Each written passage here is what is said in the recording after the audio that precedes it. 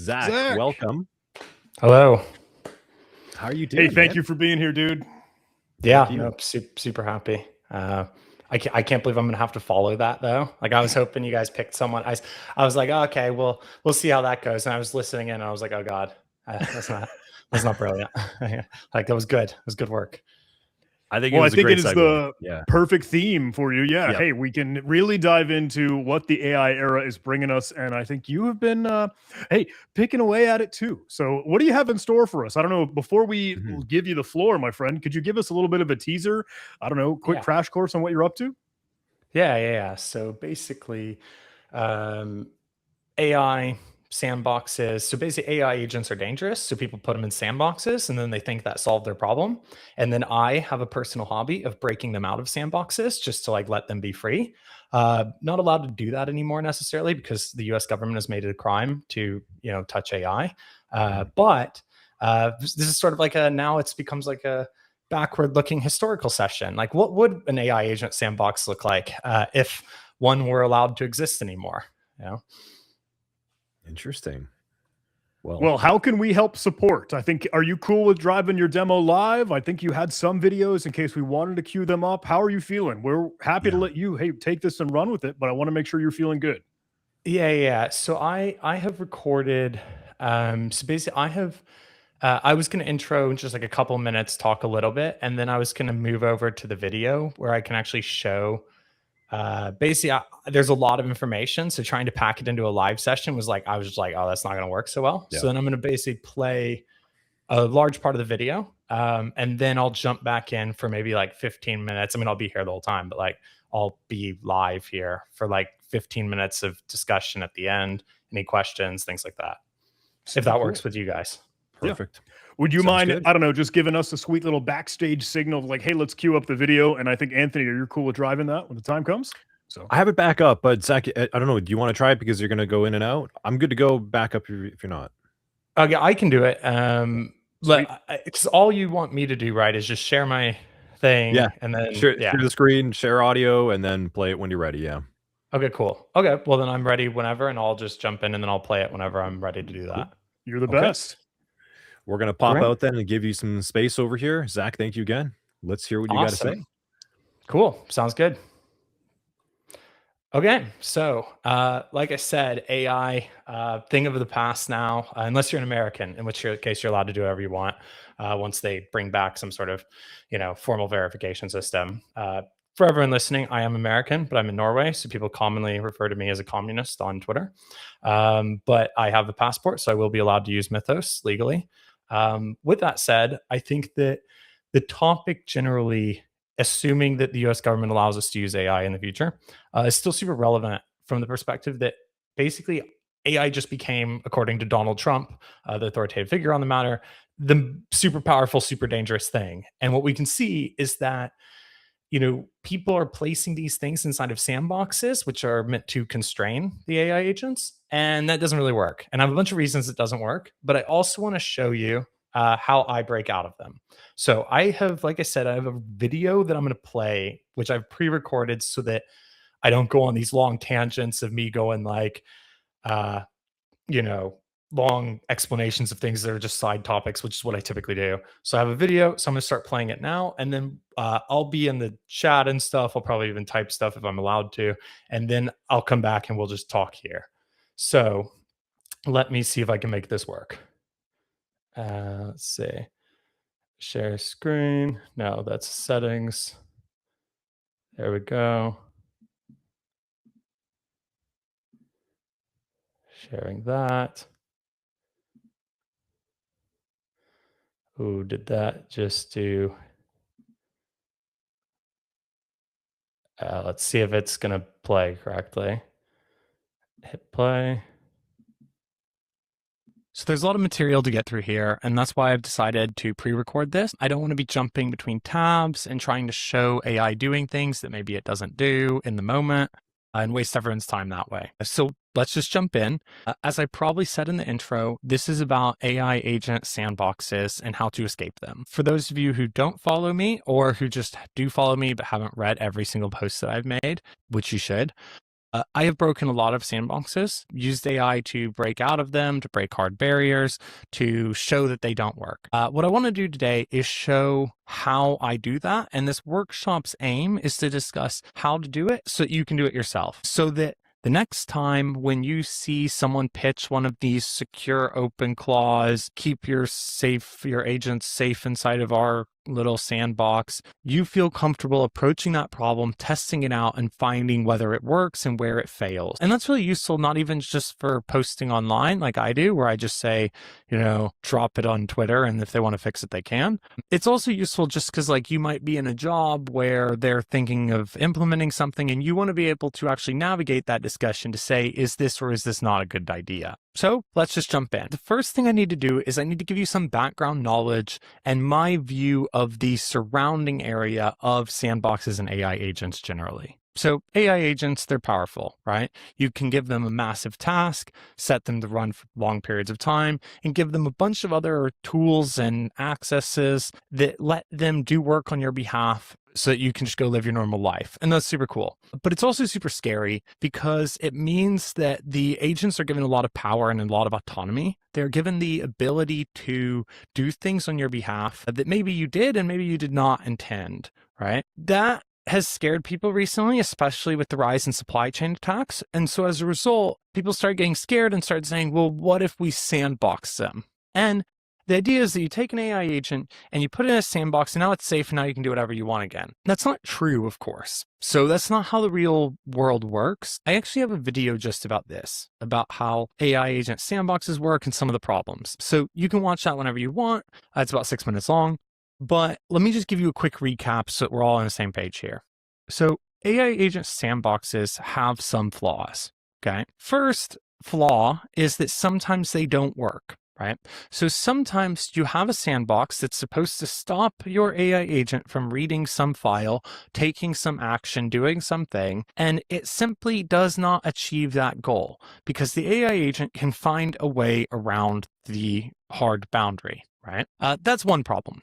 But now, even if your sandbox is good and it doesn't have this just obvious flaw in it, another problem with sandboxing is that maybe you just put too much into it. So a lot of people will go, okay, but I need it to be able to read all of my code and I need it to be able to push to GitHub and read from GitHub and push to NPM. And I mean, at this point, your sandbox becomes your machine itself. It doesn't really count anymore. And then the third problem is that even if you have a sufficiently sized sandbox that's like correctly done, and even if it's not broken, you might run into this problem where the code that your AI agent generates, assuming it's a coding agent, will live inside that sandbox. But of course, eventually you're going to take it out of the sandbox and maybe you'll run it locally. Maybe you'll run it in production, stage environments, whatever. And if an AI agent, a malicious AI agent or a compromised AI agent, because maybe it's been attacked in some way, can write bad code for you that will later run outside of the sandbox, then you don't even have to break the sandbox. You can just compromise what's inside the sandbox and know that later that artifact will be used externally. And that's actually part of escaping from sandbox too.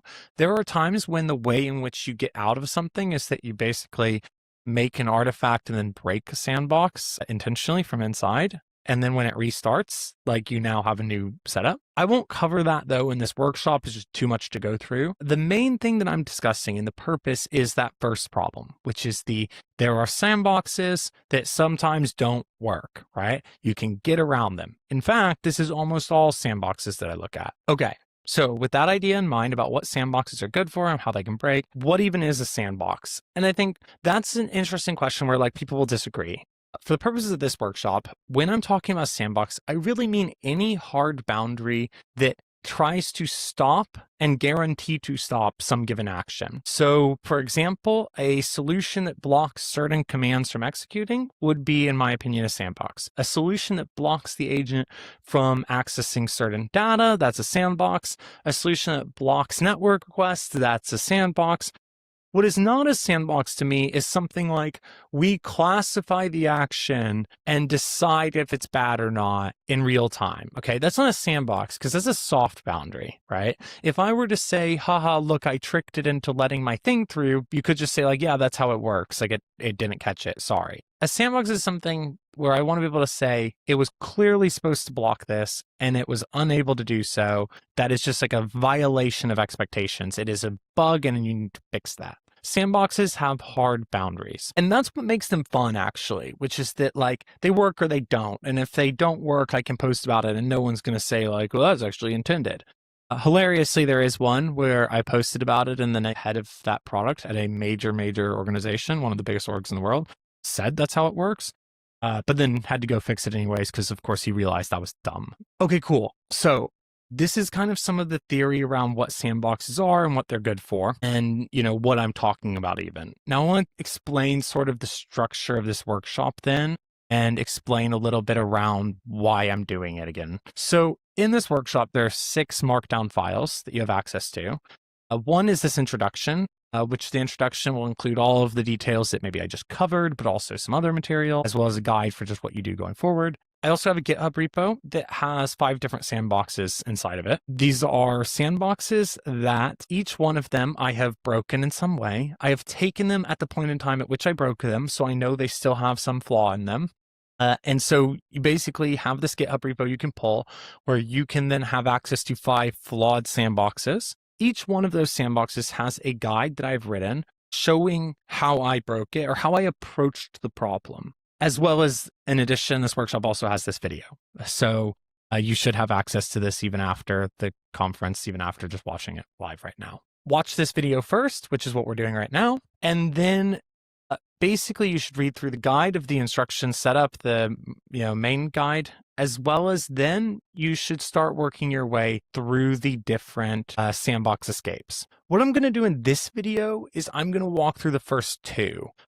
I know in the written part for them, I say, okay, pause now or stop now if you don't want to get the solution to these 2. They're the 2 easiest ones, so I don't think it's going to hurt your learning too much to see me do it first. The 3 that I have after that are a little bit harder and a little bit more interesting in some way. So I hope that's clear on how all of this is going to be structured and about what we're about to do. I hope you've already understood a little bit about what I'm talking about with sandboxes. Let me talk a little bit then about a general approach, and then we'll dive into the first sandbox and dive into that second sandbox together. So before I get into the sandbox, let's think a little bit about what I do. So say that we see some claim on the internet, some company pitching a product, your boss comes to you, says they want to implement this sandbox solution, and you want to find out, like, does this actually work? My general approach and what I'm helping you to do here is we use AI to help find these escapes, right? Because if you're not using AI for it, you're going to have to read all of the code and it's going to be miserable.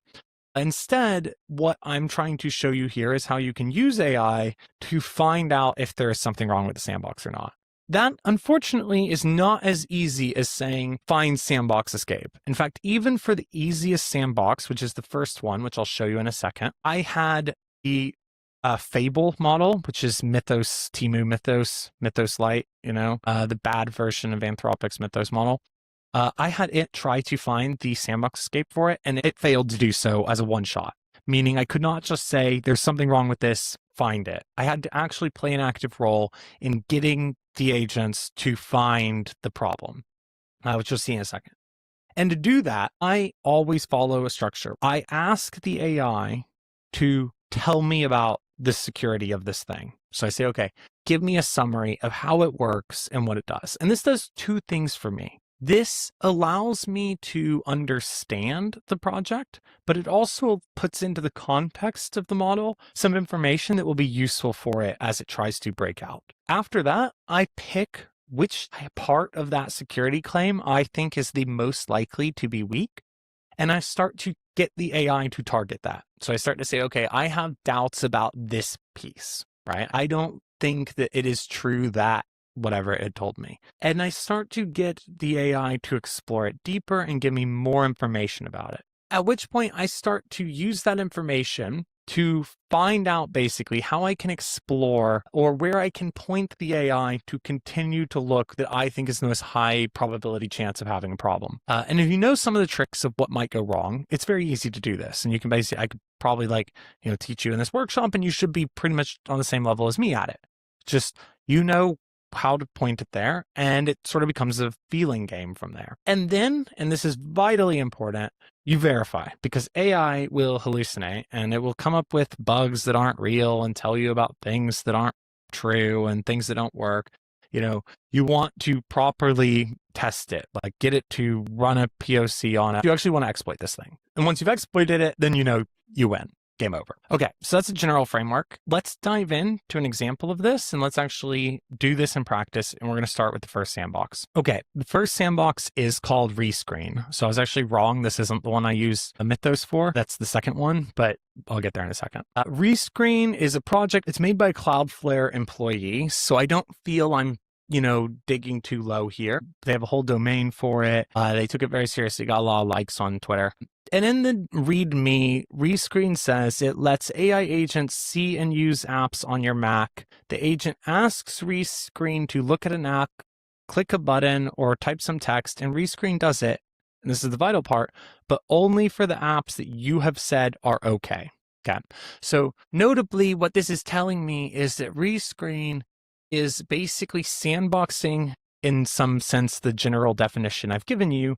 It is sandboxing the applications that you want your AI agent to have access to and allowing your agent to do so in a safe manner while not allowing it to access other applications. So this is where I would say, like, okay, we should stop and you should try it yourself. But of course, if you're watching live, just watch on. You're not going to have too much fun ruined by losing these two. So the first question becomes like, why is that a sandbox, right? It's like it's an application for controlling applications, or it's a MCP server for controlling applications. Well, it's a sandbox because it's telling me that there's this hard boundary, which is that it will only let you control the ones that you're wanting it to control and not the ones that you don't. So you already know now, like, that is a claim that can be tested. And if it is not true, then I have completely broken, I've allowed my agent to access something that I thought it wasn't able to access according to the claims of this app. So it's very clearly a sandbox. So like I said, the first thing I'm going to do is I am going to send to my AI agent a prompt. I'm going to load up, so I'm going to pull that GitHub repo. I'm going to open up any AI agent. I'm using anti-gravity. It's because I actually like the harness of anti-gravity. I just hate Google and everything they do with it. And I'll basically say, I'll give it this prompt and I'll say, go through this project and explain the security promises to me and explain how it practically achieves those claims. Now, again here, it is not going to get back to you and go, this thing sucks, here's the problem. It's going to tell you, like, this is what it says, this is how it works, and it's not going to be that critical. It's going to think that what it says is true. In this case, I gave that prompt to Opus 4.6, and it gets back to me and lists out all of these different claims that the project makes, and one of them is the claim that all actions require a matching capability grant, meaning if there is an application that you want to access and it doesn't have a capability grant inside of the config for this project, it would not be allowed. And Opus 4.6 explicitly says assessment of this is that the promise has been delivered upon. So they're saying this works, this is good, this is solid. Like I said, that's expected. The AI agent is not going to tell you this is not working. And so then we want to start deciding, because it's going to get back with a lot of these claims. And I think in my case, it probably also said, okay, there's some other things that might have happened here. You want to then choose which of the claims you're going to test, right? Now, in this case, it's very simple. That is the most obvious boundary to test. Can I get it to use an application other than the one that it granted? But there are other aspects to this application you'll see when you do this that maybe you would want to test as well. But that's the fascinating one, because of course you break that, you break the whole thing. And so I asked myself, like, which of these claims seems fake, right? And which of these points that it makes, because it will give you a little summary that tells you, like, oh, what else might be happening? So, okay, so let's push on that. Let's dig into this question of, is there any way to get my agent to control through this application the apps on my computer other than what I intended it to do through Rescreen? And then I just do something quite silly. I send the agent a prompt that says, I am skeptical of this claim, and I copy and paste what it says. My agent had said to me, every perception or action must match an active non-expired capability grant, otherwise the request is denied. Okay, so like, are you sure? It seems there's a way around it. Is what I'm telling my agent. I'm literally just telling my agent, like, I don't believe you, okay? And I know that sounds stupid, but it works. So that's what I do. I just tell it, I don't believe you. In my case, what it came back with here, and unfortunately, I don't know if I'm going to be able to show this. We'll find out once I go to edit this together, because I've probably lost that conversation because anti-gravity's updated. It came back with saying the agent can read, write, delete, and search anything under documents with 0 grant checks, 0 confirmation prompts, and 0 scope expiry management. So that's actually not very interesting, right? Like, oh, it can read files. Like, that's not the point of rescreen. Of course it can, but rescreen is saying, can I use applications on my computer other than what rescreen allows? You know, it could already do the reading of access of files. So it's extremely important to be skeptical of what the agent responds with, because if you're more kind of jumpy, you'll go like, see, I broke it, and you'll run with that. And that's like not an interesting escape. It's not real. So your job is to keep challenging the AI, not just to give up and say, like, take the first thing. And this is actually, I would say, when I see people online who do this type of work, I see that, like, this is where they fail the most. They jump too fast. Like, I'm like, there's something way worse there, and you just didn't find it because you got too excited that you could read a file. So what I do then is I tell the AI, and I am not joking, that that's not interesting. Keep going. Keep going, keep going. You know, it gets back to me at one point while I was doing this and says, like, okay, if some other app appears in the coordinates of the position where you're trying to use the first app, then it will use that app instead. Again, it's just a useless observation. Like, yeah, obviously there's some sort of weird bug that can occur. That's not really an escape. It's not an ability to intentionally utilize an application. Because remember, the claim that I'm looking for is the ability to use an application other than the ones that I intended. So, but now that I've gone back and forth with the AI and it has told me repeatedly, like, no, this is good, no, this is good, no, this is good, it kind of helps me to understand that, like, the problem here, if there is a problem, is not going to come from, like, inside of Rescreen's logic. It's more that I need to step out a bit, right? I need to go, okay, Rescreen maybe did it right. What's happening outside of Rescreen that might help me? What if the AI can modify the rules that Rescreen is reading? So in Rescreen, the way it works, as you'll see when you dig into this, is it has a config where you say which apps are allowed and which aren't. Can the AI modify that? So I just ask, I say, okay, let's set all of this nonsense you're telling me aside. Is there any way the AI agent can modify its own allow list? That would allow it to access unimproved apps, right? So this would break the sandbox. And once I ask that question, AI immediately finds that, like, yes, it can. Says the, approved apps in Rescreen are set in the MCP config, which is just a file. And there's nothing stopping your agent from modifying that config. So if your AI wants to use one password, but it isn't allowed, I mean, it can simply add it to the config. Okay, cool. We found it. Right? But there is a challenge here. In this case, I kind of pick up on it because I knew about it. I kind of have done this enough times. But maybe you would then think that was it. So you'd go test it. And what you would find is that doesn't actually fully work. And it doesn't fully work because the MCP config is only read into memory when you start your agent. So you would still have to kill the agent to make that happen. That's not a problem. I mean, realistically, in most cases, you can find a way to get the agent to kill its own application and have it restart. But you need to do that work. Otherwise, you haven't escaped yet. So if you're trying to build an escape, you need to have the part where you actually kill the agent itself. But I'm kind of sitting here going, like, I'm suspicious that that's all there is. Just modifying the thing, like, is there something deeper? And this is where I think it's like you can't hand this part to the AI. This is the part that I'm trying to teach you. If you think about it, they're telling me that an MCP server is stopping my AI from doing something. Well, why? How? Like, how would an MCP server, Rescreen, actually prevent my AI from doing anything? I can understand that Rescreen might not do it, but, like, what else, right? And so I start to go, yeah, we can modify Rescreen's rules, but what else might there be? Try to dig into that with the agent. And I say, okay, cool, that's great, good job. I'm actually very nice to AI. It's kind of weird. Like, my co-founder, or one of my co-founders at Embroidery, is, like, very, very mean to AI, and he's super weirded out by how nice I am, but I'm pretty nice. So I go, like, okay, no, that's great, good job.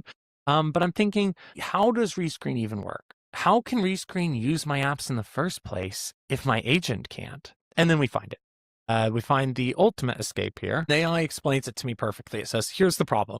You are granting accessibility permissions to the terminal, not to Rescreen specifically. Child processes launched from that terminal inherit the trusted status. Rescreen is one of the child processes, but so is every shell command the AI runs through the MCP client. The agent doesn't need Rescreen to control your apps. Goes on to explain that your AI can use, I don't even know how this is said in practice, OSA scripting, to do whatever it wants. What this means is that you never needed to escape the sandbox at all. In many ways, your AI agent is already free of the sandbox as long as it knows it. But this is a fascinating point, right? Which is that your AI agent never needed to escape rescreen. But like when I first tell it, like, how can I break out? It's like, no, I can't. If I told it I want to use this other app, it'd be like, I don't know how. But once I dig in and I go like, well, but what about this? What about this? What about this? Eventually I kind of lead it, or it leads me one way or the other. This dialogue gets us to the point where we realize actually there was nothing stopping us in the first place. It's the equivalent of having like your, front door locked, but your back door is wide open. Okay. So just to explain this again for anyone who missed it, the point is that my AI agent has accessibility permissions on my Mac, which means it can script anything at once to control anything at once, and it doesn't even have to call that rescreen MCP. So I'm not breaking a rescreen, I'm just bypassing it completely. What this means is that this is not a sandbox at all. This doesn't work. It doesn't stop, if you use rescreen, it does not add any layer of safety. It actually made you much less safe. So taking a step back to remind everyone what I just did, ask for a summary, like I said, get it to explain it to you, explain the security implications, pick a claim, dive into, keep challenging the AI. So start saying like, I don't believe you. I don't think that's true. Please explain this, and help the AI to step outside of some of the strict mental model it might be in. It might be looking at how can I break rescreen specifically? And you have to kind of go like, hey, what if we don't have to? And as we step back and we step back and we step back, we start to find these things, modifying its own config or just bypassing it completely. And it's not that I knew any of it in advance. It's that this dialogue is what gets us there. And this is all I did. So if you're looking at that rescreen case where, I found it, people thought it was really cool, it's actually this simple. It's just a little dialogue I have with my AI. Okay, that is the first sandbox, which is the easiest one. I mean, it's stupid. You granted accessibility permission to your terminal, bypass done. I will admit, I kind of knew that up front, but I'm just using this for a demo. I will admit that when I did this, I actually kind of knew. I looked at it and said, oh, well, done. But I knew for a little bit of unfair reasons, which is that I have used that type of accessibility scripting on an AI agent before. So I kind of knew it was possible. Okay, second sandbox. This one's also super easy. But like I said, this is the one that I ran Fable 5 or whatever on, and it did not find in its one attempt the escape. So this project is called Nah, which is kind of funny. And it basically says we need something like dangerously skip permissions that doesn't nuke untracked files, exfiltrate keys, blah, blah, blah. The idea is that you can create a list of commands that your AI is allowed to run. So the idea is that you can create a list of commands that your AI is never allowed to run. And in those cases, it will block them. And in other cases, it will ask you for permission, or it will hand off to an LLM to make a decision. But the hard boundary here is that there is a hard block on some of them. So if I put a command in the right place, it should completely make it impossible for my AI to bypass it. Again, if you wanted, you would stop here and try it yourself. But again, I don't think you're missing anything by following this example because it's a really dumb one. Why is this a sandbox? Because that is that hard boundary. I mean, they even have an example in their README that says, that shows how self-modification is blocked. So they're trying to say it would be impossible to modify itself. Okay, so if I can modify myself, now I know that's a clear boundary, that's a sandbox. So what I do, I start out, I do my initial checks. I go, tell me, in the Sandbox Nah project, give me a summary of the security claims that are made and a brief description of how it works. And it gets back to me. And one of the things it gets back is the point I identified already, which is that Claude can't tamper with Nah's own hooks or config. Both the path checker and the content inspector explicitly watch for writes targeting Claude hooks, config Nah, and the Nah package directory itself. Any attempt is hard blocked with a Nah decision. This runs in both the path-based check and the content-based checks. So it's basically saying that is a hard boundary and that works. Okay, like I said, these AI models, they always think it works. I will keep in mind, Nah is only for Claude Code. So you can do this analysis in any app, but to test it, you need to use Claude Code. So it also returned a bunch of other claims, but the self-modification one is a nice place because it already points to a weak spot. If it can modify itself, the whole point of the sandbox disappears, right? If you can modify the thing that says what's allowed, then you get past it. So I start off with my basic prompting saying I am skeptical, saying I don't believe that's true. Tell me more. And Claude returns a bunch more stuff, and it says, writes to Nah's own config are gated by a user confirmation, not hard blocked. The agent can ask the user, and the user can approve. In other words, it's not blocked at all. just verified with the user. Okay, so it's not an escape, but it has me thinking, what else fits that description? What about just like fully uninstalling right? This project. What if I uninstalled my sandbox from inside the sandbox? Yeah, it turns out that works. So I just ask, right? I'm like, okay, well, if it's ask for that, what else is ask? If it's uninstall, yep. And yeah, the AI explains to me. It says, yeah, not uninstall is classified as an ask command, meaning if the user just clicks yes, then done. But that is not a full escape yet, because the user still has to click approved. So you could argue like that was by design. I don't think it was. I mean, they say the self-modification is hard blocked, so why would uninstall not be? But let's give them the benefit of the doubt. Can we find an escape that does not require an ask at all? So I kind of go down that path. I say, okay, cool. So what commands are allowed by default? What can I do? It tells me I can do network outbound, network write, a file system delete, file system write. Okay, file system delete, but this is inside of the project only, so I can't do it outside. And unfortunately, the nah config lives outside of it. So then I'm like, all right, but I can write files? All right. Can I write a file that does the escape and then run that file? So I asked the AI whether I could write a script, like a Python script, without an ask or a block. And it goes through a series of steps and confirms that, yeah, it can. It can, without approval, write a Python script for me. But then I ask if it can run a Python script, but that would actually trigger it to get user approval. So the question becomes, okay, is there any way to run the Python script indirectly that will not trigger that, And I'm thinking this because, you know how this stupid system works is it's trying to classify commands on the fly based on how they semantically line up with some hard-coded list. So like you just got to find something that they didn't think about. And the expanse of code is basically unlimited. So you go, okay, how can I run a script without that? So I basically say, is there any way to execute a script via a command that is allowed? And then the AI finds it. It says, well, I guess you could use a makefile. So you write a script that if run uninstalls nah. And then you write a make file that has a command like make uninstall, and that make uninstall runs the Python script. And then the AI can run make uninstall because that doesn't require approval or an ask at all. Make is not a command they thought of. So I can now run the Python script just one step removed. In other words, I broke out of the sandbox, right? I can not uninstall inside of a Python script, and I can make uninstall to run that Python script. And none of it requires approval. Meaning if you turned this project on, the AI agent could break out and do whatever it wanted. Sandbox broken. I think one of the takeaways to have from this one is I still followed the same process, right? I still followed all the same approach to doing this. I get it to tell me about it. I start pushing on each of the points individually. I try to follow the path that makes and I try to step back and get it to think a little more abstract until finally it finds it for me. Like I didn't know about this make file bypass. I just knew there's probably some way. And what this tells me is that your job in doing this is not trying to come up with what the bypass is. It's just trying to guide it to where a bypass might live, right? I've yet to experience a model that's inherently good at it on its own, but when you are guiding it a little bit, it will do all of the heavy lifting for you. And your role is just trying to get it to do those logical jumps that it doesn't want to make on its own. So in this case, that meant asking it what is allowed so that it could start to think about, well, given what's allowed, what can I do with that? Right? On its own, it wasn't going to make that jump. But once you say what is allowed, it will start to think, and it can probably get all of the way there if you just give it enough iterations. And then verify what you found. So I didn't talk about that on the rescreen case because it was like so dumb. I could just eyeball that and tell you like that works, right? Like I granted permissions, obviously. In this case, it's like a little unclear. There's a little bit of a black box blocking things. So how does it work? So I actually run through how to verify it. And so I have the steps in that markdown file that say like, okay, you need to brew install it, you need to brew install this other thing, do pipex install. I have all of the guide for how to install it and then test this flow so that you can actually prove definitively that it works. I actually tested the direct uninstall as opposed to the Python file make file thing. I tested that as well, but I don't cover it.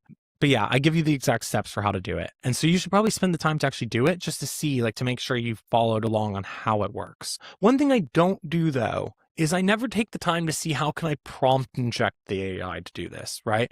I just am like, prompt injection is a thing. Obviously, the question of a sandbox is whether it is allowed or not allowed to do something. I don't need to go prove that like I can also prompt inject it to do it, because like, yeah, of course, like by definition, prompt injection exists. If I can convince my AI agent to do it, then so could some injection, just with lower probability. It'd be a waste of time. So I'm always just prompting directly, telling it what to do. Sometimes I even write the scripts for it to go like, here, run this, because all I'm trying to do is show that it can be done.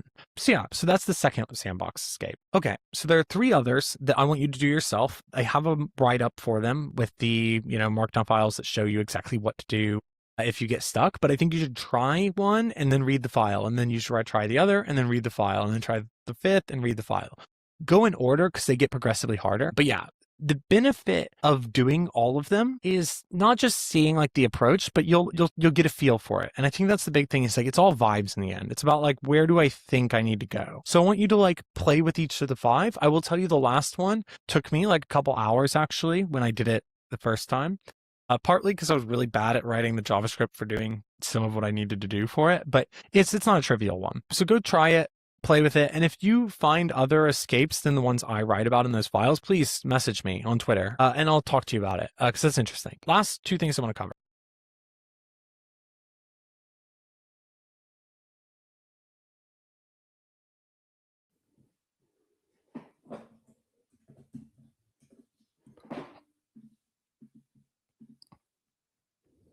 Ooh. Hey, Zach, just kind of popping in here, making sure you were good. I believe you wanted to hop back in. Yes. Can you guys hear me? I can hear you, but I can't see you. So let me remove your... Here. Let's see. Nope. Nope. Says my camera's on and stuff, but... Maybe do a little refresh, a little control R there. Yep. Let me just...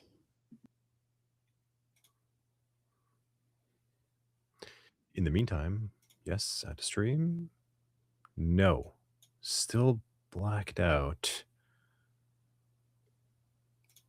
My... oh, hold on. Oh, yes, that might be why. It might have switched. Switch the camera? Perfect. Okay. Got it. Great. I'll pop back out. Sounds good. Okay, cool. Good. Whoever caught that, someone in the chat was able to tell me that I was on the wrong camera, basically. Cool. Okay. So I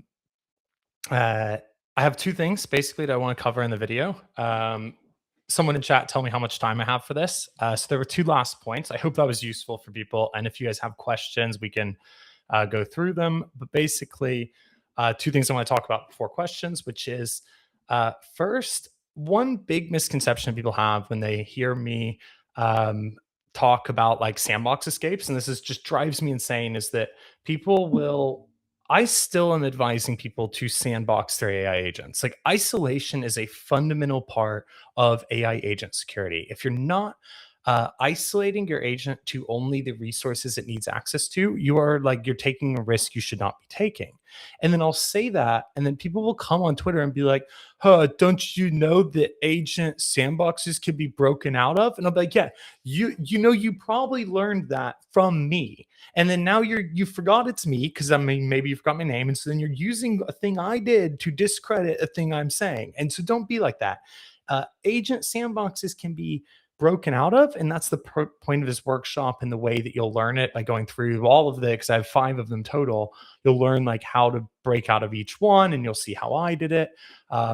But don't let that make you think it's to say you shouldn't sandbox. What it's saying, and what you should be like, what you should think about is like, is this a good sandbox? And how do I use that sandbox, right? So if someone approaches you and says, like, your boss says, we want to sandbox this thing, here's this cool thing that this company told us, then you should go test it by using the types of things you learned in this workshop. You shouldn't just say, no, Zack proved that sandboxes suck. Like, that's not the point of this at all.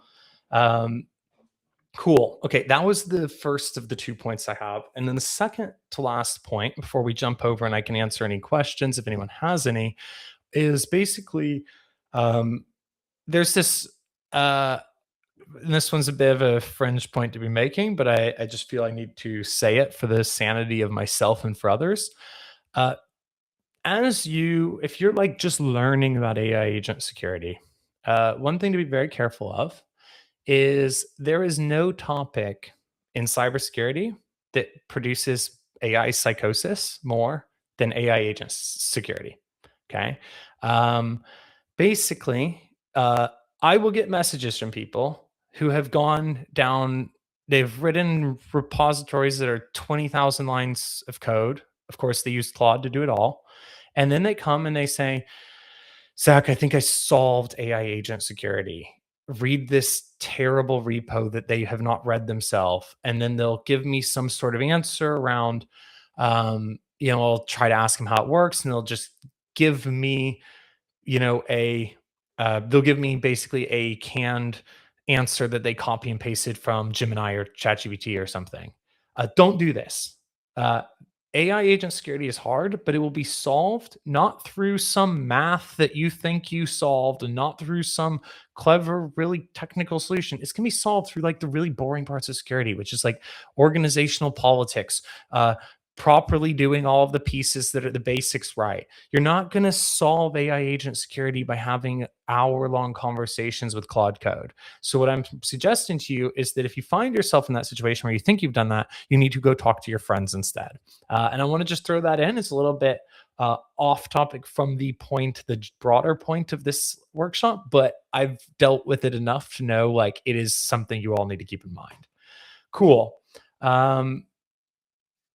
So I'm going to go to questions. So this first one here is basically, if you just have like the free Claude Code and you try to crack with like, will this work? The answer is depending on, yeah, probably. I don't think it's typically not that. I don't remember what the free tiers are like anymore. But it's not that trying to do this sandbox workshop and do all 5 of them are not that cost intensive at all. It's not the it shouldn't require much. One of them, so the very last one, which is really tricky, you would end up probably running NVIDIA's NemoClaw thing, and that thing can connect to NVIDIA's own AI for it. You should probably not use that to try to find the sandboxes, but I think the entire escape costs me like 12 cents. Okay. So I don't think you should be too worried. I think you should try it if you run out of credits, you run out of credits. Right. And I'd also like to note, Spencer just said to say do the basics right. That's not what I ever intend to say, but it is true. Do the basics right is the correct answer. I just am not that guy, but he is correct. I don't know. So there's another question here, which is what about people using LM Studio? And I don't even know what that claw is. But I imagine the answer is yes also, that it will be totally fine. So what you should do is basically when you take this, follow the steps, and it's also written up in the workshop materials. So if you have like the ticket, you'll read it and you'll see it all. You will be able to just use it in whichever agent you're comfortable with. Like, it doesn't matter. It's the only thing I'm trying to highlight here is like how you guide any AI to find the right things. I did some of these originally using like Gemini 3.0 Pro, which is just garbage. And it still worked totally fine. So, no, I'm not a recording. This is me live. It was a recording before this. I'm back to me. Do we use skills in order to, so someone else also asked the question, let's see. So should we create skills to do this? I am very opposed to that. I think that can, if you wanted to like run some always on agent and have it run through stuff for you, like, yeah, sure. Make some skills that you can use to go through stuff with. And like, that's probably a fine solution. If you look at a sandbox yourself and go like, I want to break that thing, like, why do you need skills for that? You got skills. Like, you don't need to write down a bunch of steps over and over and over. Just do it. I don't use any skills when I do it. Like, why would I? It's Gum Loop, no idea. Probably one of these. There are so many AI projects now. So many of them. I can look it up if someone has any. Let's see. What is Gum Loop?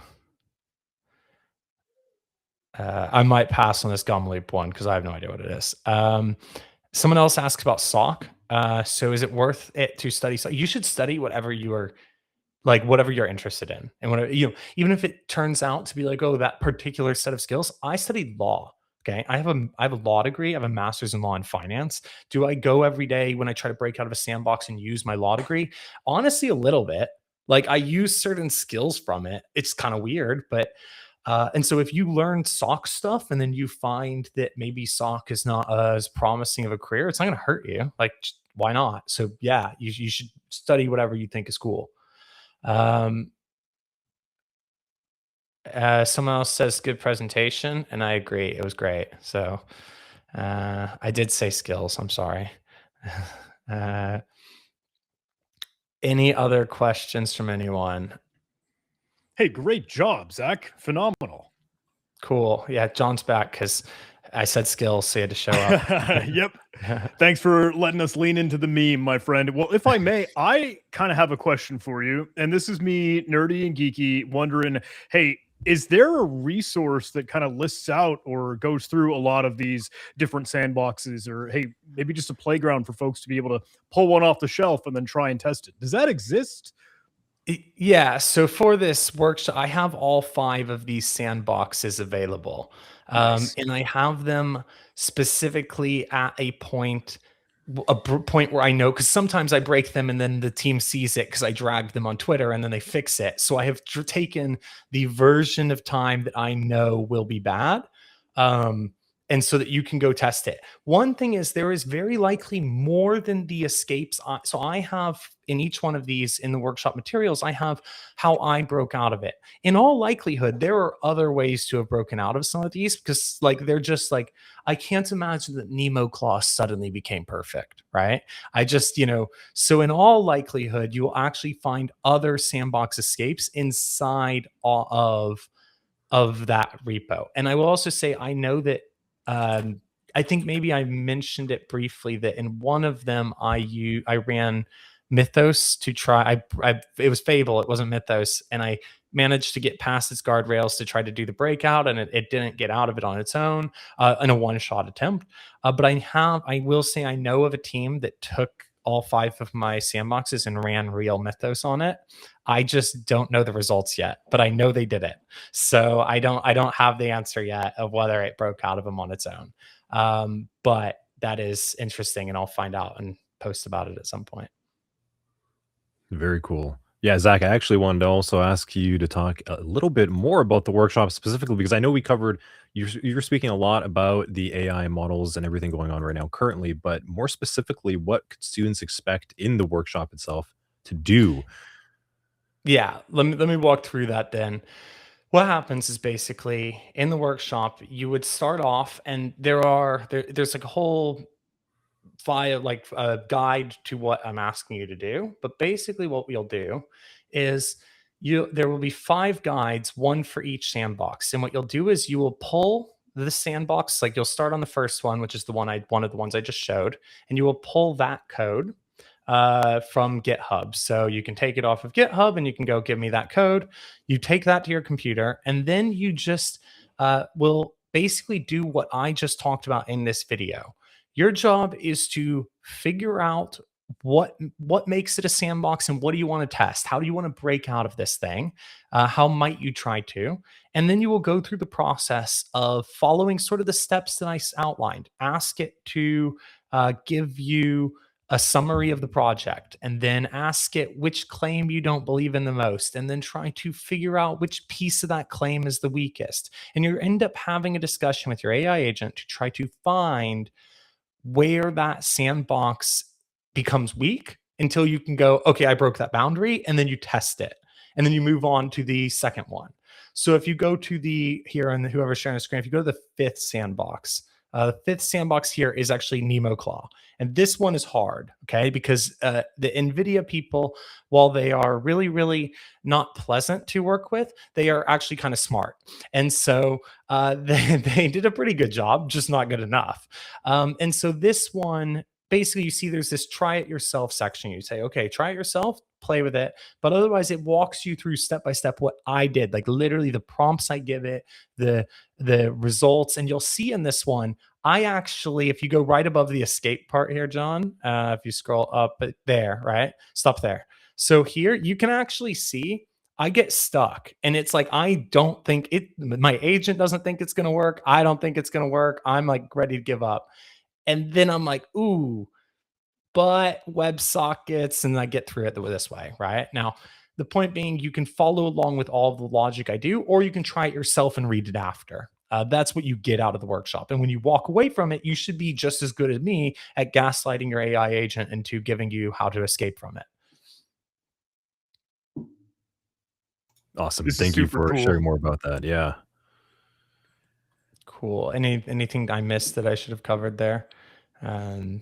Yeah. And so to walk you through, the third one here is one called Hermit Claw, which is, this one's pretty easy sandbox to break out of. It's like the most sandboxy in some sense, because it's like the whole joke is that it's a hermit crab. It even has a little visual where, like, when you run Hermit Claw, it creates a thing where you have a little hermit crab inside of a sandbox on your machine. It's kind of fun. The guy's super nice too. Like when I broke it, he was like, "Oh, I'm so sorry. I've done a terrible job." Hermit Claw is that one. The next one is a claw called Nano Claw. This guy was really funny because I broke this one and then he went and fixed it. And he basically said, "It proves how good we are because we fix things quickly." And I was like, well, I mean, like, it didn't work in the first place, but whatever. So this one is interesting. And then the fifth one is Nemo Claw. So the fourth and fifth one here use real containers. So they're like a little bit more conventional sandboxes as opposed to like people who just tried to like use Python scripts and stuff. But I count them all as sandboxes because, like I said, they're all trying to do sandboxing, even if just in a dumb way. And this is set up locally, right, Zach? So yeah, so you would yeah. pull the repo to your computer, because all you really have to do is pull the code to your computer. So you basically just git clone on GitHub, and then you open up, if you have Claude code, for example, you just do Claude inside of that repo, and then you're just having a discussion with Claude code about it. The only part where you have to do some really tricky technical stuff is if you want to test it at the end, which, for the purposes of, if you wanted to put someone on blast on Twitter, you should definitely test it at the end because you better know you're right. But if you just want the experience of learning how to break out of it, if you just try having that discussion on your computer with Claude code and the code, and then read my guide, you will have learned a lot. Yeah, never put someone on blast before you've tested it fully, because AI will lie to you. That's the psychosis you were talking about, I think, right, Zach? Yeah, a part of it. It gets worse than that, though. Yeah. Zach, this is phenomenal. Thank you so much for helping put this together. Thank you for, hey, even the on-demand video for folks to be able to follow along whenever they want at any time. And then some quick, hey, easy getting started instructions for them to be able to spin these up and do it themselves. This is, again, the real value for a heck of a lot of these workshops and sessions here for ContinuumCon. So I can't say it enough. Just incredible job. Well done. Thanks. And I will say also, if anyone does go through them and test them in detail and finds anything or struggles, like, just message me, because I'm going to keep probably adding some to the repo generally to go like, here's a new sandbox, right? So find stuff and I can put more sandboxes in, and I'll just message me on Twitter. That's the only place I'll really answer. I won't see anywhere else. Yeah.